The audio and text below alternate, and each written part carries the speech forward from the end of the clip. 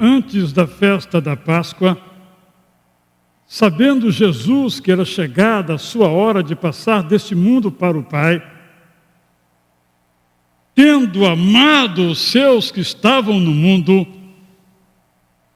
amou-os até o fim. Ao meu ver, como tenho dito, a mais linda frase de toda a Bíblia. Amou-os até o fim.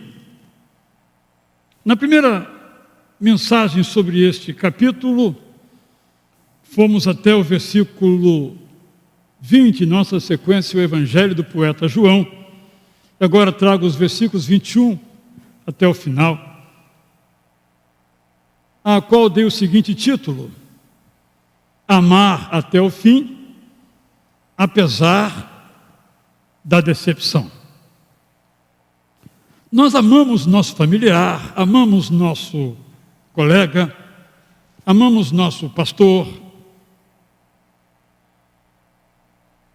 quando tudo vai bem,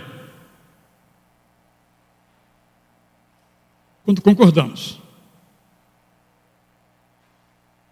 Mas como amar, tendo havido uma forte discordância, uma elevada decepção e uma trágica traição? Este é o tema de Jesus que o autor João nos traz ao nos garantir que Jesus nos ama até o fim. Vou ler então, na paráfrase que preparei, o relato do evangelista João, capítulo 13, versos 21 e os subsequentes. Um pouco depois de ter dito estas palavras, Jesus ficou profundamente triste e comentou: a dolorosa verdade é que um de vocês vai me trair. Os discípulos então olharam uns para os outros, tentando imaginar a quem Jesus se referia. Ao lado de Jesus, recostado em seu ombro, estava um dos discípulos. Como os dois mantinham uma amizade muito intensa, esse mesmo discípulo perguntou: você pode me dizer quem vai lhe trair? Jesus respondeu: sim, é aquele que receber de mim um pão molhado com vinho. Verso 26 e demais. Imediatamente Jesus pegou um pedaço de pão, embebeu-o com vinho e o entregou a Judas, que era filho de Simão Iscariotes. Assim que pegou o pão, Satanás tomou conta completamente do coração de Judas Iscariotes. Jesus lhe disse: Judas, vai logo fazer o que você está planejando. O historiador nos informa: nenhum participante do jantar entendeu as razões das palavras de Jesus a Judas Iscariotes. Como Judas era o tesoureiro do grupo, alguns dos seus colegas acharam que Jesus lhe estava mandando comprar os elementos que seriam usados na celebração da Páscoa mais tarde. Outros acharam que Jesus estava lhe dando alguma instrução para socorrer pessoas pobres. A história continua. Assim que recebeu o pão, Judas Iscariotes saiu. Era noite. Eu não toco nesse ponto, mas fiquei imaginando como muitas vezes a decepção, a traição é uma noite na nossa vida. Mas isso o autor não tinha tal intenção, então não vou correr por este vale. Verso 31 e depois. Algum tempo depois da saída de Judas Iscariotes, Jesus retomou suas orientações sobre os eventos que estavam para acontecer. Chegou a hora de eu partir, para que todos vejam a grandeza de Deus. Quando Deus for honrado pelo que é, Ele me honrará também. Jesus disse ainda: queridos filhos, ficarei pouco tempo mais com vocês. Quando eu partir, vocês vão me procurar e não vão me encontrar. O que eu já disse publicamente, digo de novo a vocês: vocês não podem ir para onde eu vou. Jesus complementou: o mandamento que lhes tenho comunicado é o seguinte: amem-se uns aos outros. Assim como amei a vocês, amem-se uns aos outros. Se vocês se amarem uns aos outros como amei a vocês, as pessoas saberão que vocês são meus discípulos. Simão Pedro perguntou a Jesus: para onde o Senhor vai? Jesus lhe respondeu: para onde eu vou você não pode ir agora, só depois. Simão Pedro insistiu: por quê? Por que não posso lhe acompanhar agora? Estou pronto a sacrificar a minha vida pelo Senhor. Jesus lhe disse: Simão, Simão, você está dizendo que está pronto para sacrificar sua vida por mim, mas sabe que as coisas serão diferentes. E antes que o galo da madrugada cante, você me negará 3 vezes. Essa segunda parte, portanto, do capítulo 13 de João, nos relata 2 traições. A traição de Judas e a traição de Simão Pedro. O verso 21 nos mostra que Jesus fica angustiado porque será traído. Ele estava naquele momento num lugar secreto. Quando isso acontecesse lá no jardim, era também um lugar secreto. Jesus não era uma celebridade, não dizia onde ia, trabalhava muito discretamente com os seus discípulos, sempre em função do seu objetivo, da sua missão de vida. Jesus mais se escondia do que se expunha. A despeito desses cuidados, ele ficou angustiado, porque sabia que seria traído. A traição nos angustia. O verso 22 ainda nos revela que Jesus se angustia porque a traição vem do seu círculo íntimo. Quando vem de perto, a traição ainda é mais trágica. Por isso é muito difícil, por exemplo, um cônjuge se recuperar da traição, que é, em todos os lugares do mundo onde há estatística, a causa disparadamente das separações. Como suportar uma traição de quem comeu na nossa mesa? O caso de Jesus e Judas. No caso de um casal, como suportar uma traição de quem dormiu na mesma cama? O verso 30 nos diz que Jesus se angustiou porque a traição foi planejada. E foi por dinheiro. Há uns revisionistas da história que querem reescrevê-la, dizendo, por exemplo, que Judas Iscariotes traiu Jesus por causa da ideologia. E pode ter um elemento presente aí, uma vez que possivelmente ele queria então um tipo de evangelho diferente, uma revolução política contra Roma. É apenas uma hipótese. Mas o texto bíblico diz que ele traiu a Jesus por dinheiro. E aqui eu me lembro da história de Dalila. Eu nunca tinha prestado atenção, mas um dia, indo aqui com irmãos da igreja para uma outra igreja no dia pregar, um motorista colocou um áudio da Bíblia na voz do Cornélio Augusto, e ali ficou muito claro que era por dinheiro. Eu falei, volta a fita aí. E nunca tinha prestado atenção, mas Dalila podia ter razões nacionalistas, era filisteia, Sansão era hebreu, mas fica claro no texto que ele traiu, que ela traiu como Judas por dinheiro. E não foi pouco. O dinheiro, o texto é muito claro. Ela quis antecipado. Me dá antes. Ela confiava muito nos seus companheiros. Muitas vezes também, nós passamos por essas experiências, pessoas que planejam nos trair. E uma das histórias mais tristes da Bíblia é de Davi. Davi, para trair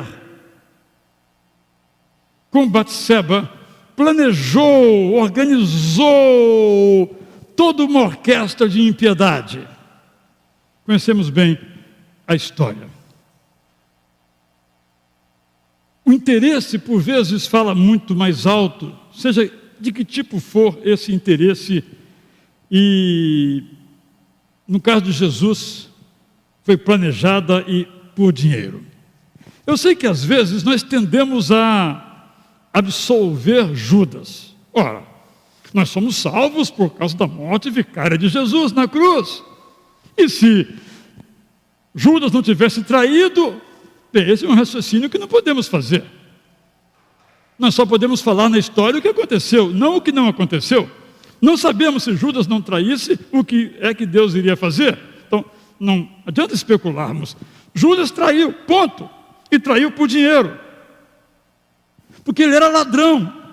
É isso que a Bíblia diz, ele era ladrão. Palavras do evangelista.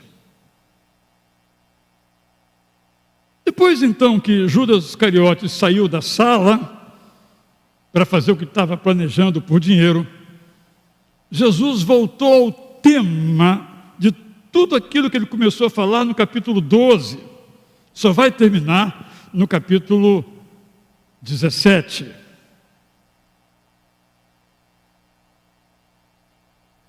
Tema da sua partida próxima.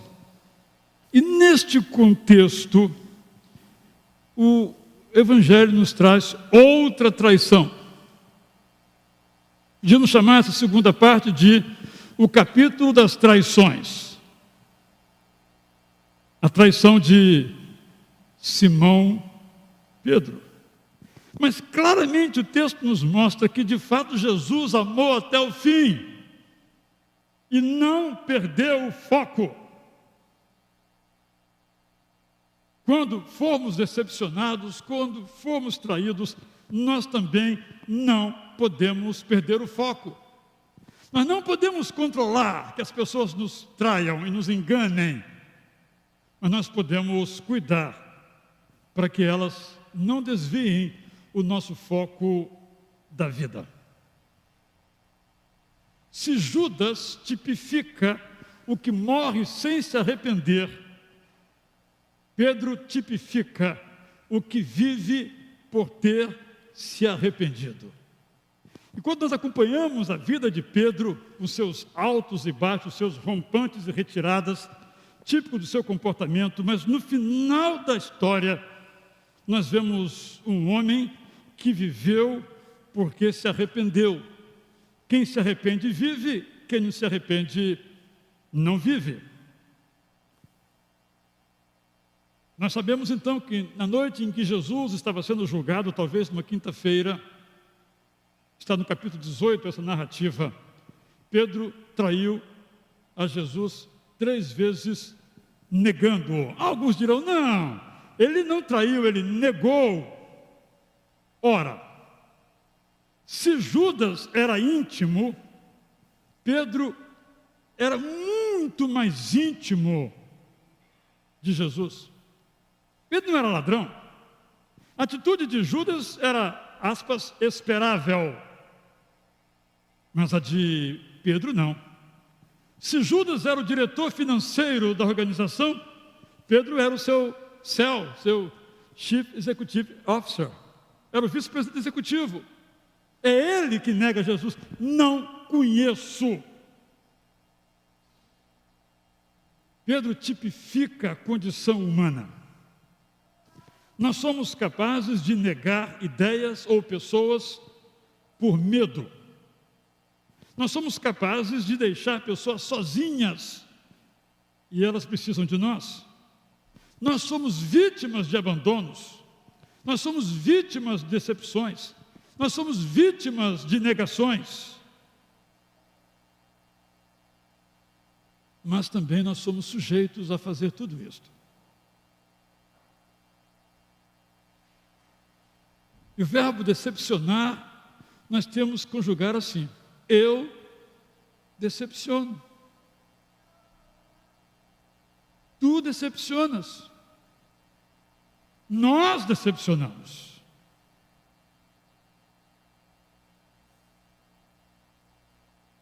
O que nós não podemos perder é o modelo de Jesus, como vítimas ou sujeitos da decepção, de amar até o fim. Leio então, na versão tradicional, João 13, 31 a 35, para explicar, sobretudo, uma palavra que aparece aqui, duas na verdade. Quando Judas saiu, verso 31, Jesus disse: agora foi glorificado o Filho do Homem, e Deus foi glorificado nele.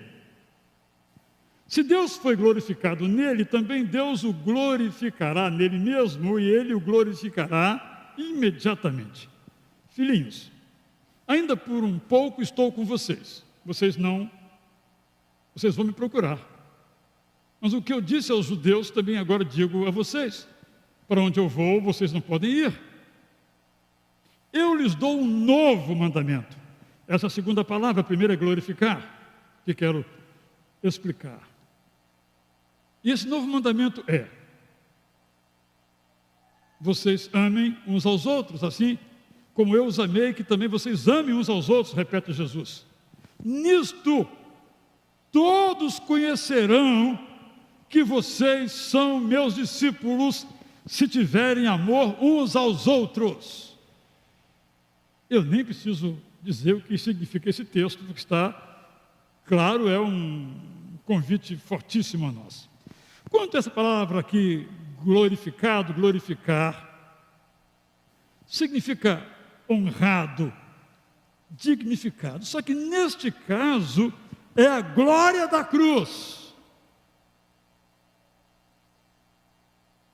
Só Jesus diz que a cruz, isto é, a morte, é a sua glória. A glória da missão cumprida com a sua morte na cruz. Jesus está dizendo, de modo poético, que sua morte está decretada e selada, porque a traição que faltava está prestes a acontecer. Mas aí ele diz que dava um novo mandamento. E aí nós ficamos pensando, como um novo mandamento? Antes, Mateus 5,44, ele tinha dito: eu, porém, lhes digo, ame os seus inimigos e orem pelos que perseguem vocês. Como agora é um novo mandamento? Em Mateus 22, 35 a 40, nós temos essa história que o intérprete da lei, querendo pôr Jesus à prova, perguntou-lhe: mestre, qual é o grande mandamento na lei? Jesus respondeu: ame o Senhor, seu Deus, de todo o seu coração, de toda a sua alma, de todo o seu entendimento. Este é o grande e primeiro mandamento. E o segundo, semelhante a este, é: ame o seu próximo como você ama a si mesmo. Desses dois mandamentos dependem toda a lei e os profetas. Como era novo este mandamento? Novo, porque Jesus acabara de demonstrá-lo no lava-pés. A palavra usada aqui é o adjetivo kainos, que quer dizer recente, sem precedentes, incomum, desconhecido, não surrado, não praticado ainda. Esse amor que Jesus propunha era recente, porque Jesus estava com eles há 3 anos, no máximo. Eles não conheciam isto. E eu tenho pensado sobre isso, às vezes de modo muito triste. 2 milênios decorridos da obra de Jesus,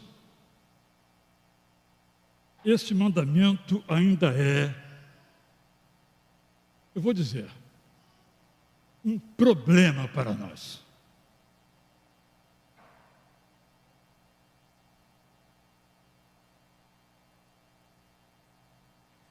Esse mandamento de amar é novo, porque ele é negado pela lex talionis.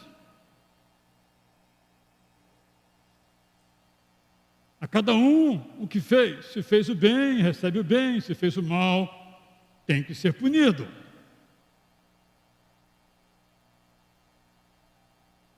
Esse novo mandamento é negado de modo permanente, portanto, pela lex talionis e também por nossa natural tendência a retaliar. Você está numa reunião, alguém cita o seu nome. Direito de resposta. E quase sempre, se você receber um ataque com 10 palavras,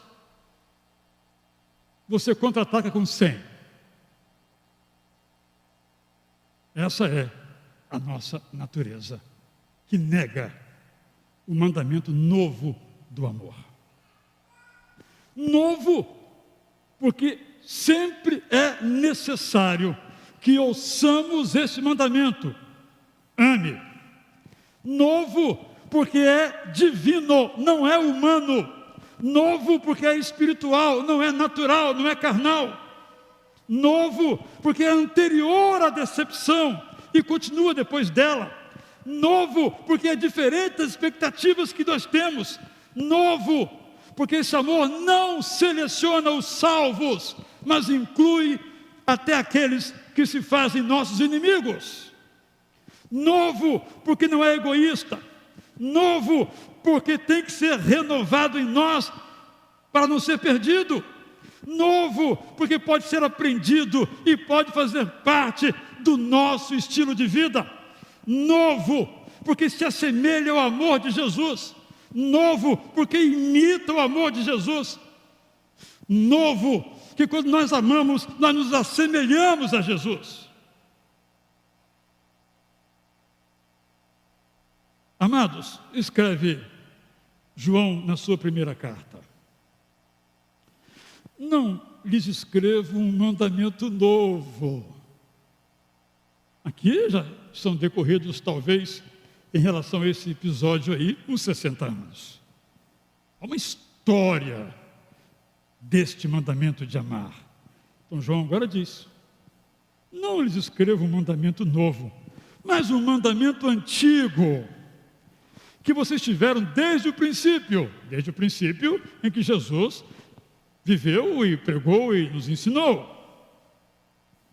Esse mandamento antigo é a palavra que vocês ouviram. Isso é o Evangelho. Por outro lado, continua João, o que lhes escrevo é um mandamento novo. Aquilo que é verdadeiro nele, isto é, em Jesus e em vocês, porque as trevas vão se dissipando e a verdadeira luz já brilha. Em outras palavras, quando esse amor é colocado em prática, ele é novo, porque o que acontece é uma revolução. Quem diz estar na luz, mas odeia o seu irmão, está nas trevas até agora. Quem ama o seu irmão, permanece na luz, e nele não há nenhum tropeço. Mas quem odeia o seu irmão está nas trevas, anda nas trevas e não sabe para onde vai, porque as trevas lhe cegaram os olhos. Quando lemos essas palavras joaninas, nós então compreendemos o que é amar até o fim. E a pergunta é simples, eu tenho me feito essa pergunta. Vamos amar até o fim? Ou só até sermos correspondidos? as razões que às vezes eu ouço para explicar infidelidades conjugais, me perdoe o que eu vou dizer, são ridículas. Nem preciso nomeá-las. Só temos um tipo de amor: é amar até o fim. Eu ouço de casais que se separam porque o dinheiro acabou. De casais que se separam porque esta ou aquela expectativa não corresponde à do outro. Amor que as trevas do egoísmo calam. Vamos amar os que nos decepcionam. Vamos amar o que nos trai. Vamos amar quando temos vontade de atacar. E aqui eu quero terminar com uma frase que eu preciso explicar, porque é uma palavra que não tem na língua portuguesa, em língua nenhuma, mas é um neologismo. Vamos ser menos humanos e mais jesuânicos. Estou aqui com Filipenses capítulo 2, sobre o qual vou pregar no culto das 19h30 hoje, se Deus quiser. Isto é, vamos ser menos eu, vamos ser mais Jesus. Vamos pegar Gálatas 2:20 e colocar na prática, não apenas na minha poesia cristã, mas na minha prática cristã. Vivo não mais eu, mas Cristo. Vamos ser menos egoísticos e mais crísticos. Isso é amar até o fim, e nunca esgotaremos o que é amar até o fim.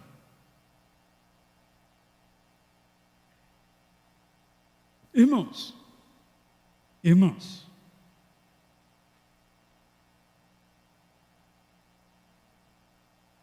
pensando negativamente, ou na perspectiva negativa, amar é um problema.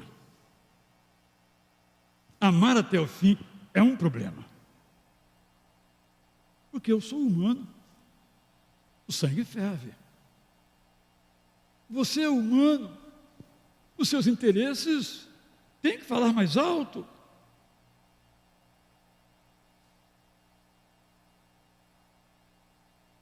Mas Jesus, que era humano, 100% humano, conquanto 100% divino, amou até o fim. Irmãos, Jesus amou Judas. Embora traído por ele, continuou amando Judas. Eu não tenho a escolha de dizer que não vou amar como Jesus amou. Mas eu quero pensar positivamente. Jesus nos ama até o fim. Que texto, meu irmão, muito poema, muita música, muito livro, muita teologia, e não vai esgotar. Esse João, o autor, realmente está provado com esse versículo apenas, claro, e todos os outros, mas estamos neste, que foi realmente inspirado pelo Espírito Santo. Porque a gente prega sobre esse texto, eu já preguei várias vezes, e não dá para esgotar. E se eu chamasse aqui 10 pessoas, o que você entende desse versículo? 10 pessoas iam dizer 10 coisas que o outro não pensou. Esse é o lado positivo que eu quero terminar. Deus me ama até o fim. Sendo eu o que eu sou, fazendo o que eu faço, esse amor não é arriscado. Ah, graças a Deus. É por isso que Jesus conta a parábola chamada por nós de filho pródigo. Você vai dizer, claro, se eu fosse esse pai, eu também receberia. Mas não há, nas palavras desse pai, decepcionado, ferido, ultrajado, como há no irmão, nenhuma mágoa. Por amar o seu filho até o fim, quando ele voltou, não fez perguntas. Eu não te disse? Se ajoelha aqui e pede perdão, apenas deu uma festança.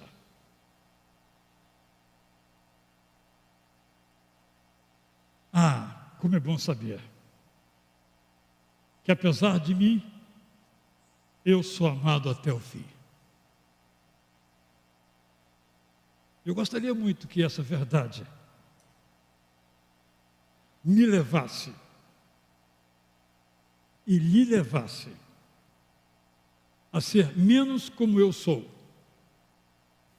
e mais como Jesus é. Quando nós amamos até o fim, nós fazemos uma revolução. E quando nós não amamos, fazemos como todo mundo faz. Temos aí o convite para amar até o fim. Que esta palavra de Deus, eu gostaria que você meditasse mais nela, pegasse esse capítulo em casa, lesse de novo, porque é uma riqueza insondável, posso assim dizer. Amor até o fim, amor que não falha. Vamos ficar em pé então e vamos cantar.